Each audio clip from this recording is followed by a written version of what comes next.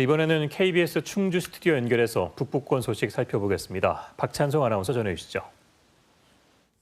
네, 충주입니다. 충북 북부권의 유일한 대학병원인 건국대학교 충주병원이 올해부터 특수검진을 중단하기로 해 지역 의료 공백 우려가 커지고 있는데요. 고혈압이나 심근경색을 담당하는 의료진마저 병원을 떠나게 되면서 우려가 현실로 다가오고 있습니다. 조진영 기자가 보도합니다. 충주에서 30년간 생활하고 있는 직장인 장용호 씨. 건국대학교 병원이 특수검진을 중단한 데다 응급의료진까지 줄이면서 불편이 늘었습니다. 기관지 쪽으로 안 좋아지고, 그리고 심하게는 신경계까지도 건드니까 원주까지 가는 경우도 있고, 그러나 가까운 데가 청주, 진천 막 이렇게 있으니까요. 특히 고혈압 환자들은 다른 지역 병원을 알아봐야 할 처지입니다. 2명뿐인 심장혈관내과 의료진이 다음 달이면 병원을 떠나기 때문입니다.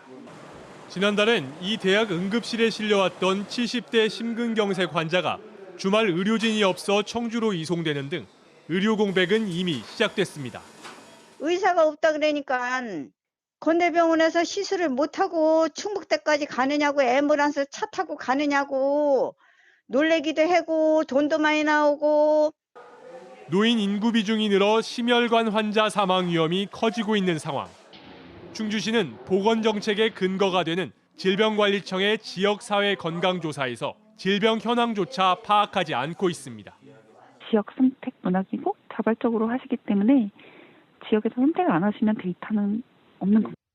지자체가 보건의료 정책에 관심을 놓은 사이 대학병원 의료진마저 떠나면서 지역 응급의료 체계가 위기에 놓였습니다. KBS 뉴스 조진영입니다. 세계 무술공원에 남아있던 라이트월드 시설물이 모두 철거됐습니다. 충주시는 지난해 6월부터 행정 대집행을 진행한 결과 최근 라이트월드 관련 시설물을 모두 철거했다고 밝혔는데요. 그동안 일부 투자자들이 철거 반대와 보상을 요구하며 세계 무술공원에 남아있는 일부 시설을 점거해 시위를 벌이는 등 진통을 겪어왔습니다. 결국 시설 철거에만 205일이 소요됐는데요. 세계 무술공원이 충주 시민의 품으로 돌아온 건 3년 10개월 만입니다. 하지만 여전히 일부 투자자들이 충주시의 책임을 물으며 항의를 이어가고 있어 당분간 책임 공방은 이어질 전망입니다.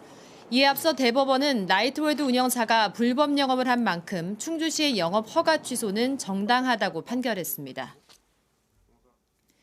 제천 옥순봉 출렁다리가 설 명절 당일 휴관합니다.